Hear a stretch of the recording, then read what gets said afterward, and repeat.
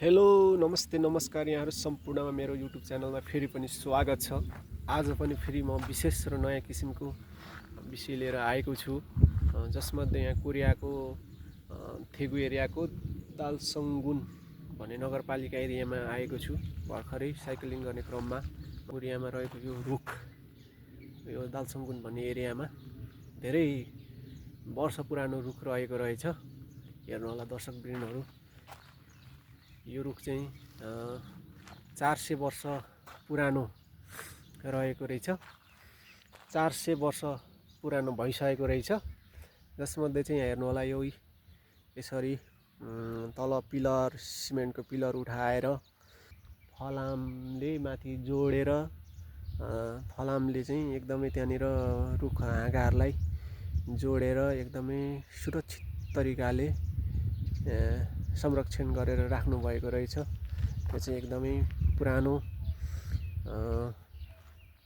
सिमेन्टले हैन, के अरे त्यो बोटहरुमा, रुखहरुमा हेर्नुहोस्, माथि माथि पनि सिमेन्टले, त्यो खोक्रो भएको ठाउँहरुमा पनि सिमेन्टले टालेको छ। एकदमै सजाएर संरक्षण गरेर राख्नु भएको छ। यो रुख चाहिँ हेर्न सक्नुहुन्छ है हजुरहरुले। यसको विषयमा चाहिँ म अलिकति यहाँ तल दिनुभएको रहेछ, त्यहाँ एउटा संक्षिप्त एउटा रुखको बारेमा जानकारी गराउन गइरहेको छु। के भनेको रहेछ यो रुखको चाहिँ, रुखको प्रजाति चाहिँ जिन्कगो रुखको प्रजाति चाहिँ, अनि उमेर चाहिँ 400 वर्ष। यो कसले रोपेको थियो रहेछ यो रुख भन्दाखेरि चाहिँ यो हाङगाङ जियो गुले रोपेका थिए र लेकोन मोरको महान स्ट्रक्चर होन्डाङ किम ग्योङ पिलले लगाएका थिए भनेर चाहिँ यसरी भनिएको रहेछ है। तलको सूचनामा चाहिँ त्यहाँ दिएको रहेछ, मैले अध्ययन गरेँ है। हेर्नु होला दर्शकवृन्द, यो रुख चाहिँ 400 वर्ष पुरानो रहेको रहेछ। एकदमै संरक्षण गरेर राख्नु भएको रहेछ है। यहाँ चाहिँ ठाउँमा चाहिँ हेर्नु होला, यो चाहिँ माथि माथि पुरानो स्टाइलको घरहरू देखिन्छ हैन। पुरानो स्टाइलको घरहरू छ माथि माथि, त सूचना बोर्डहरू छ यता यता हैन। एकदमसँगले यहाँ धेरै नै छ सूचना बोर्डहरू। यो चाहिँ मैले अध्ययन गरिनँ, यहाँ थोरै रहेको रुख मुनि रहेको यो सूचना बोर्डमा रहेको कुरा चाहिँ मैले पढेँ है।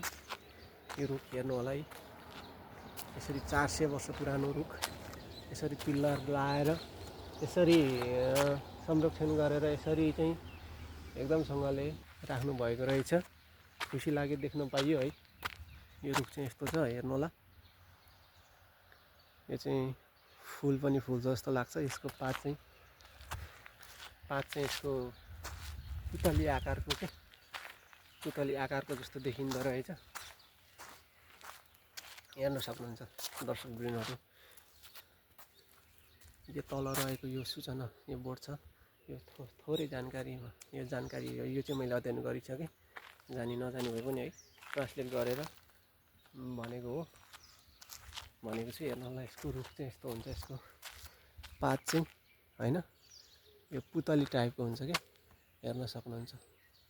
रुख चाहिँ यसको यस्तो पात चाहिँ यस्तो हुन्छ हैन। अझै नजिकबाट देखाउँछु हजुरहरूलाई। यो रुखको पात चाहिँ यस्तो हुन्छ, हेर्नु होला ल हेर्नुहोस्।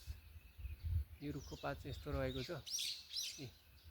हेर्नुहोस् है मजाले हजुरहरूले, देख्नुभयो नि दर्शकवृन्दहरू। यो रुख चाहिँ यस्तो परिकारको छ है, एकदमै हेर्नु सक्नुहुन्छ है। जिन्कगो रुख चाहिँ आज हजुरहरूलाई मैले देखाएँ है। हेर्नु होला, यहाँ चाहिँ एकदमसँगले रुखको यस्तोहरूमा चाहिँ हेर्न सक्नुहुन्छ। यस्तो माथि चाहिँ सिमेन्ट लाएर, त्यो खोक्रो भएको ठाउँमा चाहिँ सिमेन्ट लाएर चाहिँ एकदम पुरेर सजाएर पो राख्नुभएको छ। यो त माथि फलामले तानेको पनि छ, फलामले माथि जोडिरहेको छ है।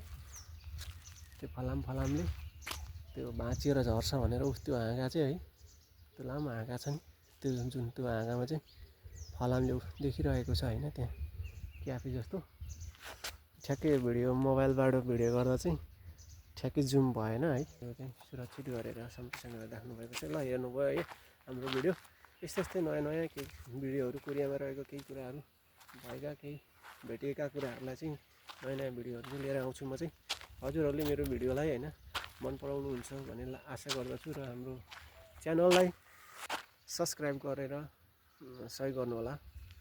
अनि हाम्रो भिडियोमा कमेन्ट, लाइक अनि च्यानललाई चाहिँ सब्सक्राइब गरिदिनु होला है त भनेर म चाहिँ हजुरहरूमा अनुरोध गर्न चाहन्छु। मैले चाहिँ भर्खरै खोलेको है यो च्यानल चाहिँ, यसमा चाहिँ हजुरहरूले सबैले साथ सपोर्ट गर्नुहुन्छ भन्ने आशा राख्दै आज यो रूप देखाउँदै हेर्नुहुन्छ, हेर्न सक्नुहुन्छ। यसमा अझै पर गएर सबै देखाइदिन्छ, हेर्न सक्नुहुन्छ। यस्तो छ, यसको साइज चाहिँ यो रूप चाहिँ यस्तो प्रकारको छ, हेर्न सक्नुहुन्छ। ल अघि मैले पात देखाइहालेँ हजुरहरूलाई, विशेष र फरक किसिमको है छ। ल हुन्छ, हाम्रो भिडियोलाई चाहिँ अन्तिमसम्म हेरिदिनु होला, नछुटाइ स्किप नगरिकन है। म चाहिँ भिडियो बनाउने क्रममा यतै छोडेको छु। मेरो साथीहरू चाहिँ 3 भाइ साथीहरू चाहिँ हामी साइक्लिङ जाने क्रममा चाहिँ मेरो साइकल यतै छ। मेरो साइकलको पनि हरे बिजोग छ, हेर्नुहोस् न, लेडिज साइकल हो। टाइम पासको लागि यसो फोहोर गर्नको लागि गरेको थिएँ, लिएको थिएँ। म चाहिँ अब साथीहरू गइसक्नु भएको छ, अब म पनि लाग्छु। ल हुन्छ, सम्पूर्णलाई मैले देखाइहालेँ है। हुन्छ, हजुरहरूलाई धेरै धेरै धन्यवाद मेरो भिडियो हेरिदिनु भएकोमा।